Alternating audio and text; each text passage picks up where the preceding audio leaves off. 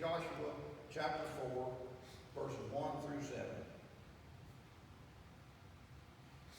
When all the nations had finished passing over the Jordan, the Lord said to Joshua, "Take 12 men from the people, from each tribe of man, and command them, take 12 stones from here, out of the midst of the Jordan, from the very place where the priest's feet stood, and carry them over with you, and lay them down in the place where you lodge tonight." Then Joshua called the 12 men from the people of Israel, whom he had appointed, a man from each tribe. And Joshua said to them, "Pass on before the ark of the Lord your God into the midst of the Jordan, and take up each of you a stone upon his shoulder, according to the number of the tribe of the people of Israel, that this may be a sign among you, when your children ask in time to come, 'What do these stones mean to you?' Then you tell them that the waters of the Jordan were cut off before the ark of the covenant of the Lord, when it passed over the Jordan. The water of the Jordan were cut off, so these stones shall be to the people of Israel a memorial forever."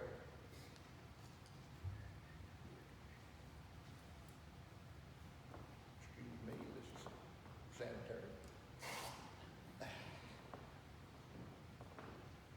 And our second reading this morning is from John chapter 14, verses 15 through 21.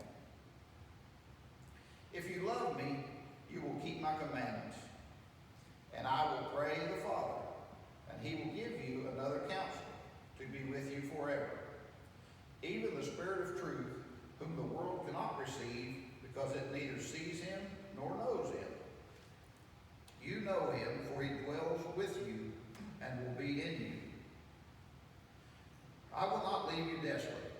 I will come to you yet a little while, and the world will see me no more. But you will see me, because I live, you will live also. In that day you will know that I am in my Father, and you in me, and I in you. He who has my commandments and keeps them, he it is who loves me. And he who loves me will be loved by my Father, and I will love him and manifest myself to him." The reading of the Lord. Thanks be to God.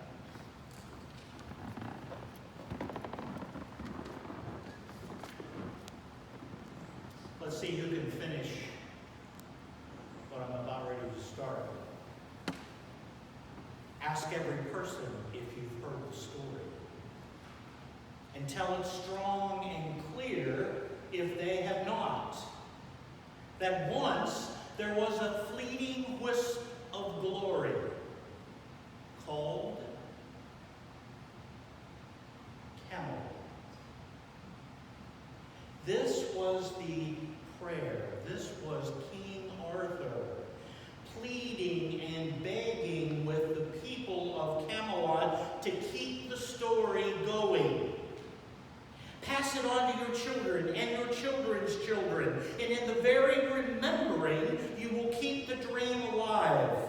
In the midst of the despair around you, recall this time, this special place, and perhaps, who knows, perhaps this one brief, shining moment will come again.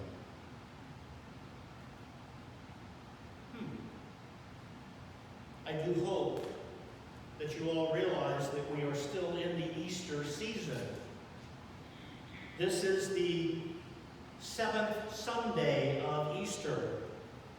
And on the liturgical calendar, this is designated as Ascension Sunday, the day commemorating the ascension of Jesus into heaven from the Mount of Olives on the 40th day after Easter, which was actually this past Thursday. And this weekend is also Memorial Day. So we have a lot of remembering to do. And somehow I'm going to try to tie all of this together.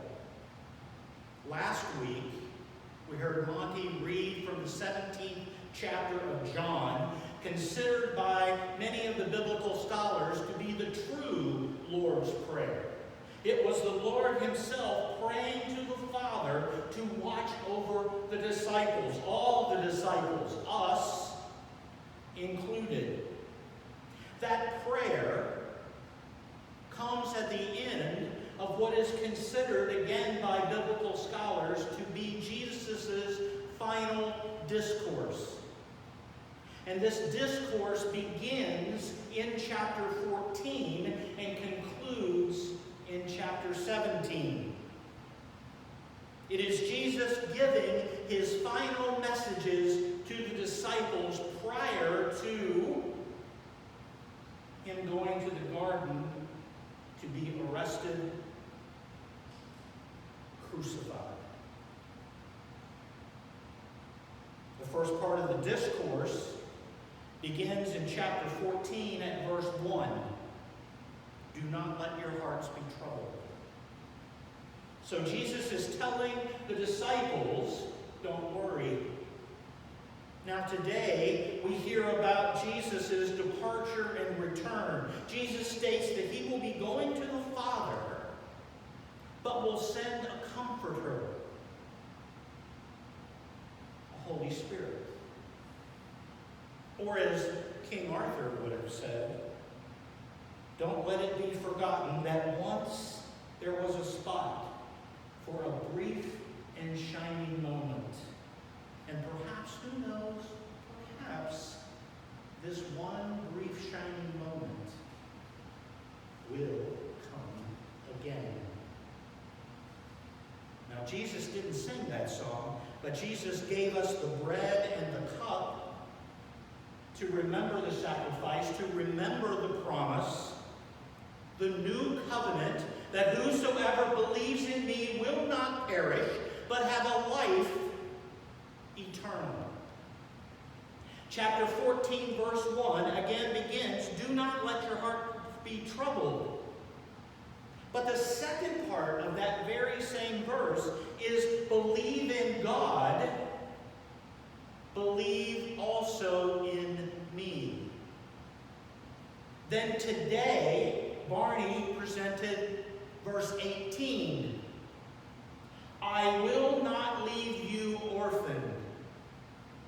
I am coming to you. Did anyone go, what? I am coming to you. What a strange thing to say. Particularly at a time when he was going to die. It would be more appropriate if he says, today I'm leaving you, but that's not what he said. Jesus said, today I am coming to you. Jesus didn't deny what was going to happen. Never did. In a little while, the world will no longer see me, Jesus said, but you will see me, and because I live, you also will live. Jesus is saying, absolutely, I am leaving you today in human form, but I am coming to you again as your comforter, as your advocate, as your helper, as the Holy Spirit.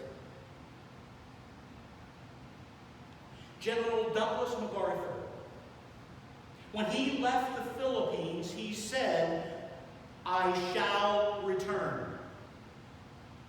And 2.5 years later, he said, I have returned.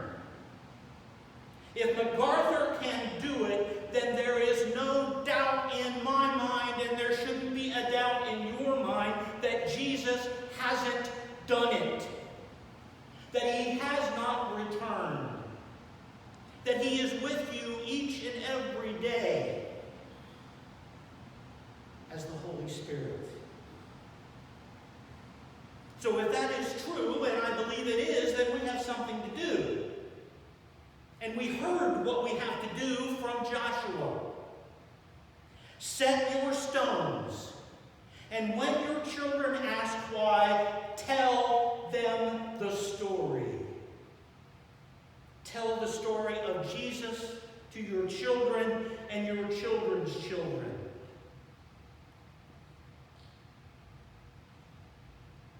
The world will little note nor long remember what we say here.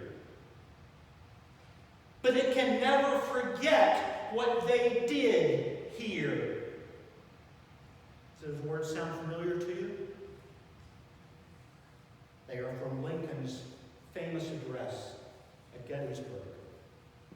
It is that sentiment that is being repeated over and over again this weekend, all bet different than before, but it is something that still must occur, the remembering of those who gave their lives in defense of our freedoms are being honored. The story is being told. The ancients understood that. Our lesson from the book of Joshua is the story of the command to the nation to remember. But more importantly than that, tell the story. From Joshua, in the future when your children ask you, what do these stones mean? Tell them that the flow of the Jordan was cut off before the ark of the covenant of the Lord. And when it crossed the Jordan, the waters of the Jordan were cut off, and these stones are to be a memorial to the people of Israel forever. Remember who you are. Remember whose you are. And remember where you came from. Good advice to Israel. Good advice to us.